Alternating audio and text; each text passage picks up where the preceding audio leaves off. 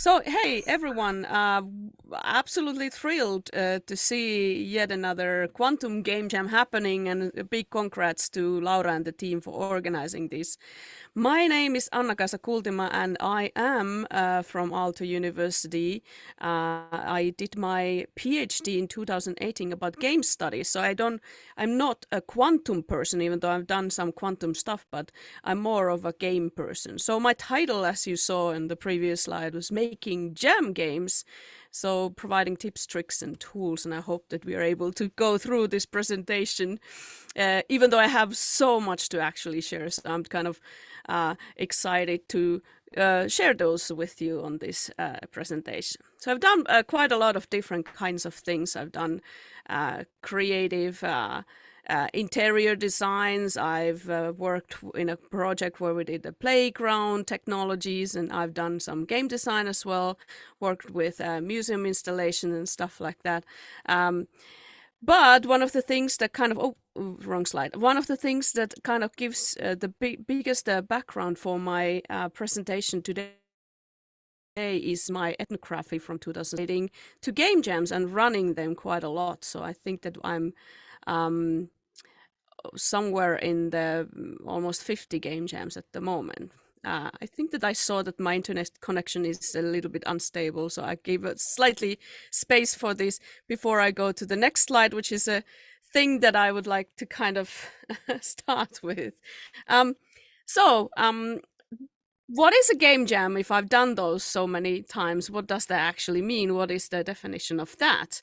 And since I'm also a scholar, I have a kind of official academic definition for game jams, studying game jams if you're interested as a researcher for this. So a game jam is an accelerated opportunistic game creation event where a game is created in a relatively short time frame, exploring given design constraints, and end results are shared publicly. So this is a synthesis of different kinds of people of thinking what game jams are, if it would be to research what happens in game jams. So basically saying, I think the archetypal game jam is a 48-hour event where people create games in teams. They start from scratch. And then at the end, for instance, you publish them on each IO platform. But what I typically say to kind of cut all these kind of complexities is to say that game jams are an improvisation of game development. So meaning that, for instance, you start from the scratch and then you just go with the feels and the moods of the jam, and there is maybe a theme that constrains you to think of these things. So think about like improvisational theater, where someone sparks a word and then you have to come up with a story of that. And or such kind of practices where people are in line with different kinds of people, and they get a word for each, and then they kind of continue the story based on the word that is given. So there's a lot of like a relatedness of improvisational theater to game jams in a way. However, let's look at the jams that I've been part of organizing. So for instance, Quantum Game Jam is one of the things that I founded in 2014, and we did run it for about until 2019, that we were still in kind of a non-pandemic, pre-pandemic situation where we were able to share the space with lots of other marvelous people. And since then, the events have been turned into also online mode, but it was absolutely fantastic right, I would say, to run these. But I started with Finnish Game Jam and Global Game Jam in 2010, and I was also founding an organization called Finnish Game Jam. So if you're interested in jams in Finland, we do run many of those here, and we've been doing quite a lot of them. And we've also been exploring kind of how different kinds of jams we could do. So one of my favorites is survival mode in 2016 in Global Game Jam. So we were in a cottage without electricity or without the kind of network of electricity, no running water, in a kind of a cozy cabin of making games with 20 people together. And that was a fantastic experience of getting out of the noise of all the internet and so on and so forth. But I've run different kinds of jams. So for instance, a jam called Pikku Kakkonen Game Jam, where we created games for kids, and the kids actually participated to those by drawing characters and sending them into a children's show before the jam. I've done a game jam in another northern setting for indigenous game development. So that was called Sami Game Jam in 2018. We've done a couple of experiments also with running vehicles. So Bus Jam in 2014 was a jam where people were doing games while they were sitting on a bus. I've also been participating into jams that I haven't organized, and one of my favorites are the 0-hour game jam, meaning that you make a game in a 0 hour when they turn the clocks backwards. So according to clock, it's 0 hour, but it's actually 1 hour. It's not too much that you can do in 1 hour, but you can make a game. So that's good to know.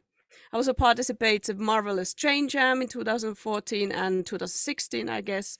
So this is an interesting thing where we'd kind of make games while the train is moving. It's a 52-hour jam going from Chicago to San Francisco just before the GDC conference for game developers.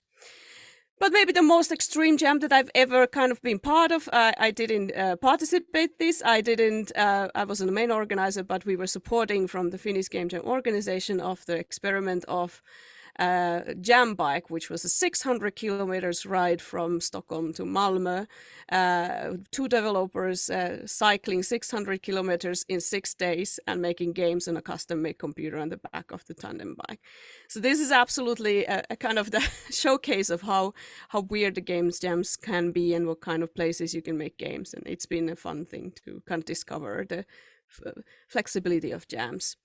So there are lots of game jams now. So when we started in 2010, there was mainly like Global Game Jam and maybe Ludum Dare for the online version. And it was mostly like a one event for a year. But nowadays there's just tons of those.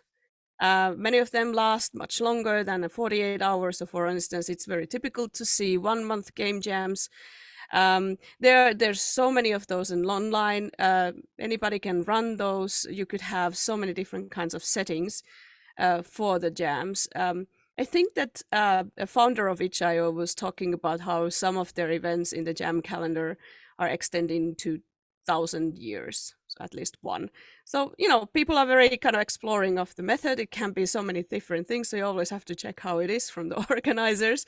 And I think the best definition right now is just that the game jam is an event that calls itself a game jam. So we'll see what kind of jam this is, but it's going to be fantastic. I'm going to share a couple of the things how to kind of make your experience as optimal as possible. And these are the lessons that I've learned from the almost 50 jams that I participated to. The number one thing, which is also applying to game jam, game design in general, is that it is normal to fail, and it is absolutely part of the creative process that you fail in at least one thing during the event. So kind of encourage yourself and your body to get used to the fact that there won't be things that most of the things are not going exactly the way that you imagined. That's part of the entire creative process of making games. But also game jams are great places to fail. And for that reason, I think that it's absolutely the most beautiful thing that you can do and utilize a game jam for is to make something strange, something that you wouldn't do otherwise, something that kind of wouldn't be necessarily a product that someone plays or just has something weird in it so that you can explore and have fun while making it. Game jams are the best places to make strange games. Another thing a little bit on the different lines is that if you make games in teams, it's absolutely pivotal that everybody in the team is motivated. And everybody has their different ideas. So your job is kind of trying to sell the ideas that you want to do to other people so that they would be excited of that. So try to find ways how to combine your ideas with other people's ideas and kind of do something that is motivating for the entire team. And in a way, it doesn't actually matter if you succeed in creating an interesting or even in strange game or even a finished product or a prototype. It's just that the kind of the most important thing in game jams is actually the learning process. So you would need to measure the success of a jam in terms of how much you learned. So if you fail spectacularly, there's a lot that you actually learned. But one of the things that you don't necessarily have to learn over and over again is a lesson that most of us kind of experienced jammers and jam organizers know by heart. And also what happens in the commercial game development is that you kind of plan on something that you want to do. Maybe you plan that it takes 2 days, but then you kind of have to plan it so that you scope it down a little bit so that it takes just 1 day to make that, because there's so many unknowns that can happen for game development that you are preparing for those unknowns to happen, so you give space for that. And in the case of a kind of like really rare case that everything goes exactly how planned, after that half a time of the jam, you still have a lot of time to polish and add stuff, add content, add graphics, add features to the game. So kind of plan always half of what you've initially planned. And this is a lesson from also experienced game developers. Most of the game jams, they give you some kind of design constraint. It can be technology, it can be a theme, it can be a already existing game idea. And this is actually really good because it gives you kind of narrower space. So in the events that we've been kind of given completely freedom for people to create, it takes much longer to kind of find your own limitation and focus. So consider the theme that you're given as your friend. But there's a lot of like freedom to interpret that. So it doesn't really give you the game idea in that kind of the body of the theme in itself, but you kind of have to interpret that. So it is your friend, so use it for your own benefit. If you don't like it, just find a way to go around it. A big chunk of lessons learned from game jams is that game jams are social. So they are really great places for people to come together. And if you're a solo developer, they're still social because they're kind of places for body doubling. And body doubling is a concept where you actually have other bodies. Now we are in virtual space, but you have other bodies in the same space that will kind of motivate and inspire you to finish your work. So some of the aspects of game development is super boring.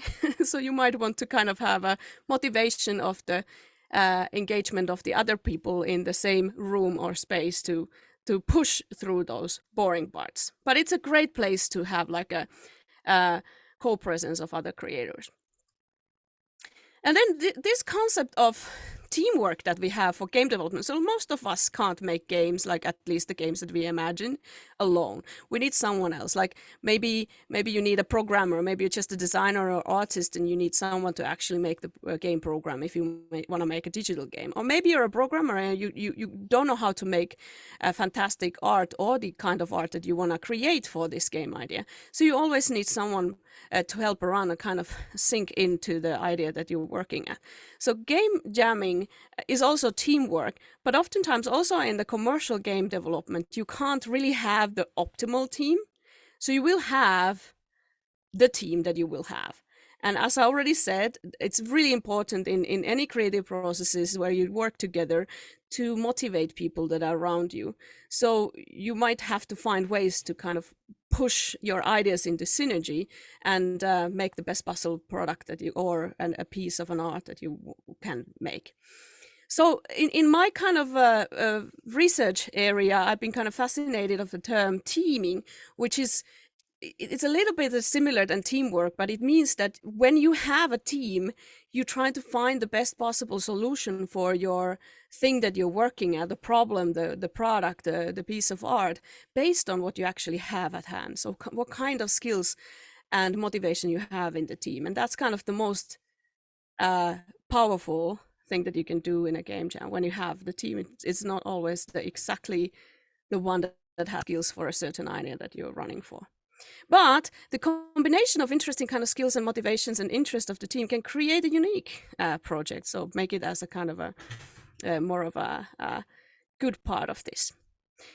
And since game jams are social spaces and a lot of the kind of success of your project is based on the team itself, just make sure that you as a team member, you are a friendly person. It's like there's no need to try to figure out how to compete or kind of make the best possible product and how to pressure people to make things that you want to do.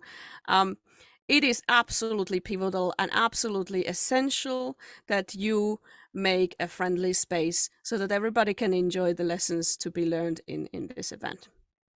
And that also kind of means that maybe some of the team members have a higher scope of a kind of higher ambition of the things that they want to create, and maybe some of them have lower. And you do have to find a way to kind of scope down or even up of your ideas so that everybody is on the same page. But basically, if someone can't create something that you want to be in the game, just make sure that you then see it as a problem to be solved in a friendly way. So what could be then created in that game? So kind of scope down and make sure that everybody in the team is able to create what you envision. And everybody's also still motivated. And that means a lot of communication, by the way. I didn't think that I have a separate slide for that. And it also means that like the whole essence of a game idea is that it kind of changes with the process. It can be that you can't make exactly the thing that you are like envisioning, and it's always almost like that. So you do need to have to let go of some of your ideas and find new ones to replace the previous ones. So kind of be prepared that some of the things will be changing anyway. And since it is a social event, make sure that you kind of check the projects of others either at the end of the event or maybe even throughout the event, so you can kind of see what people are creating and share your own progress to others, because it's kind of one of the rewarding things is to be able to see those projects in motion and how they were created. And most game jams are not competitive, so it's absolutely okay to ask help from others and help also other teams so that they would be able to actually find the best possible solution for their works, and kind of everybody enjoys from that.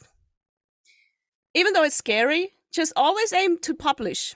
No matter what you have at hand, it doesn't even work. You have a file and it doesn't even open, just publish. It's important that when you do a jam game, that you actually create the video, so that even though the file itself might have a last bug that makes it kind of impossible to run, or that the people that would be interested of your project, they don't have the same technology or same devices. Maybe you have a alternative controller or a specific technology, and that they don't have an access for that, or they don't want to download all the kind of plugins that are needed for the game. So make sure that you always have a video, so that there is a documentation of the thing that you created. And that goes with the kind of the same lesson. This is like a general lesson for any kind of, I guess like any game publishing, but it takes a lot of time also in game jams to prepare a page where you explain what your game is about, and you push the file into the system and you just have it uploaded and you test it, the whole thing. So it does take, even like in a very small jam of 1 hour, it might take another additional hour to make the upload page. So make sure that you have time reserved for that. And then 2 lessons that are absolutely trivial, but many people forget that. So make sure that you sleep, because when you are tired, you're not able to solve the problems, and the game design problems and development problems and tech problems kind of seems to pile up at the end of the project. So there's a lot of problems to solve. So don't start with kind of pushing through without any sleep. You might really need to be able to be awake at the end of the event. And then, of course, eat food. At the end, if you remember all of these lessons and you remember to eat and remember to sleep, I would say that anybody can make games. It doesn't mean that anybody can make successful games and become, I don't know, millionaires in game industry. It takes a lot of skills and a lot of kind of a professionality for that. But anybody can make a game. So in your head, you can create already a game and make kind of rules. And then if you are able to write them down, that's your game design skill. But there are also ways outside like analog game making that seems more accessible. There are also sorts of very easy access tools that can help you make games that are digital, even though you wouldn't be a programmer. So there are more of these like drag and drop and visual programming tools such as Construct, for instance, or, oh, wait a minute. Oh, there was actually a video, but let's see. Construct, you can make a game for Game Boy, with Game Boy Studio. It's super easy. It's also drag and drop a visual. Or you can, for instance, use this very small pixel dungeon game creator, Bitsy. And there's even more of these. So there are easy to access. For instance, Bitsy, you can use maybe just 1 hour to get used to it, and you can already create whatever you want to. So they're very accessible, just a lot of people don't know that they exist, and they might think that in order to make a digital game, you need to be a programmer, or you need to have a programmer in the team, or you need to, for instance, be able to use Unity or Unreal, the engines that a lot of commercial game developers use. Then I have few more slides. It's a short presentation, but I have few more slides for very kind of specific design tricks for your jam games. And one of them is like really, I hope useful if you haven't done a jam game before, you have done it, but you haven't considered this before, is that one level is absolutely enough for a jam game. We can call jam games prototypes. You just have to have something small playable there. You can imagine in your head that it has so much more levels, or you could generate the levels. But altogether, it doesn't even have to be like anything that is generated, or even I think that created by hand with a lot of jam levels would be even more easier, because it might take a lot of time for the generation stuff. But one level is absolutely enough, and oftentimes it could be good that your jam game just starts from a single screen and you don't have to have anything more than that. This is one of my jam games with a quantum theme, so to speak.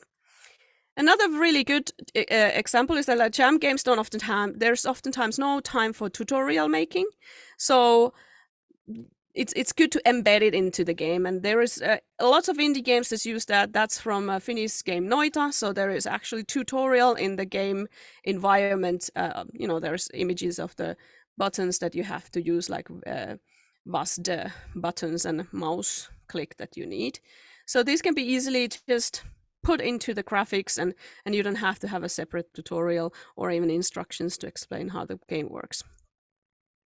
Another lesson, the next lesson is specifically for science-based games, and I might be holding an unpopular opinion for some people, but there's absolutely no need to get the science right. This is a game jam. You can aim for getting the science right in the next version of it. Maybe you want to develop it further. It takes a lot of time of development for instance, to get the quantum mechanics related things correct in the game mechanics. And even though you would get it like almost correct, they are obviously never exactly correct. So there's a lot of interpretation and typification and kind of modeling of the things that you're trying to create. So there's always something that is not exactly correct. So there's absolutely no need to start a World War III for this. If in the team of the jam you have someone that is an expert in quantum, that expertise then needs to be concised into like, what are the choices that you choose to get more right? And then at the end, we are very used to the value of that the games that need to kind of explain things without words. But in a jam setting, and I think a lot of game settings even, text boxes, they are not evil. So you can have things wrong in the gameplay, and then you can have an information box that explains what's wrong with that.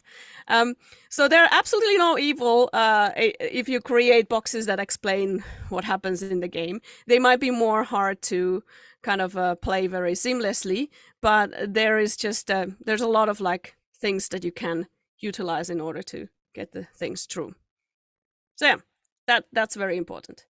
And in the modern days of game development, there's a lot of kind of segregation of work in a way that we separate like different professions, and there's like tons of services and free assets that you can use.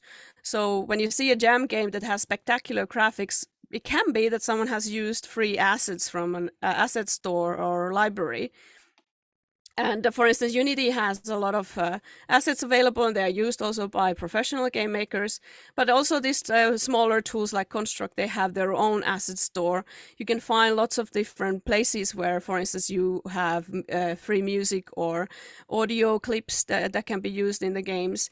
And there's nothing to stop you unless there is a specific rule in the given game jam that you participate that would stop that. And also you have to be mindful of the license that you use for the jam game, so that it kind of all the stuff that you take from free libraries would be easy to include or possible to include the license that you publish your game at. Okay, so a little bit of a summary that doesn't summarize everything that I said, but I think that the ethos of my talk would be that, first of all, make sure that when you're in Game Jam, even though you would do a solo project, but especially if you're in a team, just be flexible, just trying to kind of find ways to make your ideas happen and make your game work in the ways that are possible for that timeline. And just like the second lesson is that don't ever forget the gameplay video. You will not regret having it, because maybe you want to show it to your friend and you can't really install the game to the laptop that you have or something later, but you might have it in your HIO page that you have the video. It's easy to show. And then remember to rest, because that's going to be the fuel for solving the problems that will come. And then make sure that you are ready to scope up and down to match the team's needs. And oftentimes it's quite difficult to scope up, so typically scoping down. And then don't be afraid. There's nothing to be afraid of. Failure is everybody's second name in game development, but also specifically, hopefully, a safe space to fail is a game jam. All right, so that was my talk, and I think that I did a little bit of overtime, but not like horrendously overtime. So thank you everybody for your patience.